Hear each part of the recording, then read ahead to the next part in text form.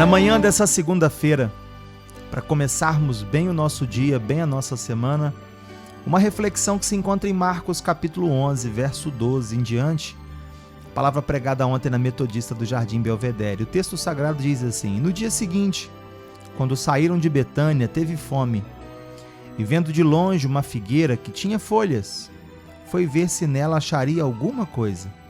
E chegando a ela, não achou senão folhas, porque não era tempo de figos. E Jesus falando disse à figueira: nunca mais coma alguém fruto de ti. E os seus discípulos ouviram isso. No verso 19 está escrito que, sendo já tarde, saiu para fora da cidade. E eles, passando pela manhã, viram que a figueira se tinha secado desde as raízes. E Pedro, lembrando-se, disse-lhe: Mestre, eis que a figueira que tu amaldiçoaste se secou.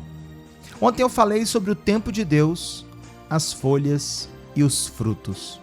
Jesus amaldiçoou a figueira por causa principalmente do seu significado simbólico. Não por raiva da árvore ou porque estivesse num dia mau. Não foi isso. Pode até não parecer, mas esse é um episódio dos mais marcantes do Evangelho, cuja lição é poderosa para a vida de cada um de nós e, sobretudo, para a igreja cristã. O questionamento inicial aqui é: se não era tempo de figos, como diz o texto, por que Jesus amaldiçoou a figueira? A razão é muito simples. A figueira com folhas, normalmente, já tinha figos verdes, precoces, chamados figos temporãos. Em outras palavras, a aparência daquela árvore prometia frutos, mas ela não entregava nada. E como bem sabemos, a figueira representava Israel, especialmente os seus líderes religiosos, que tinham muitas folhas, muita aparência de piedade. Eram dedicados aos rituais, ao templo e às leis, mas eles não possuíam nenhum fruto. Ausência de arrependimento, justiça e fé verdadeira. Eles pareciam ter uma vida espiritual vigorosa, pois oravam, conheciam a Torá, iam ao templo, mas eles não produziam frutos. Eles representavam um sistema religioso que parecia vivo, mas na verdade estava estéril. E quando Jesus amaldiçoou a figueira, aquilo anunciava, como um ato profético, o juízo de Deus inevitável sobre crentes e incrédulos. Mas eu quero deixar para você ao longo dessa semana algumas lições preciosas que esse texto me ensina. A primeira lição é que há um tempo determinado para todas as coisas. Eu convido você a repetir comigo essa frase que você conhece tão bem. Se você puder, diga comigo: há um tempo determinado para todas as coisas. O verso 13 afirma, e ele não deixa dúvida, Jesus já havia entrado triunfalmente em Jerusalém um dia antes. Jesus limpou o templo, Jesus descansou em Betânia, e quando ele ia de caminho, ele teve fome. Tudo isso por volta do mês de março. É sabido que as figueiras não davam fruto nessa época, somente em junho, mas como elas tinham folha, elas pareciam trazer frutos temporãos, mas na verdade elas não apresentavam nada, era um alarme falso. Era fora do tempo.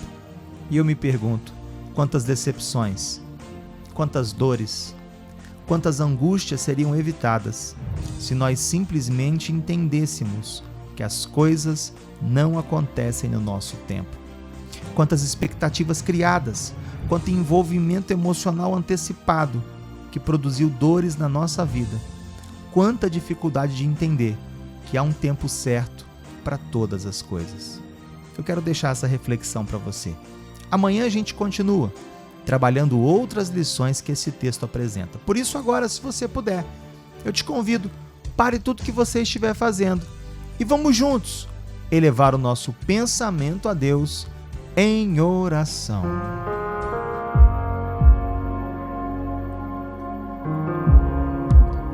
Pai de amor, nós te louvamos. Te bendizemos nessa manhã pelo privilégio de poder falar contigo. Nós entregamos a nossa semana ao Senhor. Colocamos essa segunda-feira nas tuas mãos. Te entregamos todos os nossos desafios. Os desafios profissionais, os desafios familiares. Nós colocamos diante do Senhor as lutas, os obstáculos. Colocamos diante do Senhor toda a dor, toda a angústia. E nós queremos declarar: 2026 vai ser um ano de muitos frutos. Um ano de frutos e frutos que vão permanecer. Abençoa o teu filho, abençoa a tua filha. Abençoa essa pessoa que está preocupada com o dia de amanhã. Essa pessoa que não sabe como resolver esse problema. Essa pessoa que está pronta para sair de casa, mas tem um mundo de coisas para resolver. Que a tua mão esteja sobre ela. Organiza a mente, o coração, abençoe as emoções. Nós entregamos, Pai, tudo nas tuas mãos. Profetizamos vitória e cremos que no tempo de Deus, no tempo certo, no tempo do Senhor, tudo vai acontecer na nossa vida. Nós oramos agradecidos, no nome poderoso de Jesus, o teu Filho, nosso Senhor. E aqueles que creem, onde quer que estejam, digam comigo nessa hora: amém, amém e amém.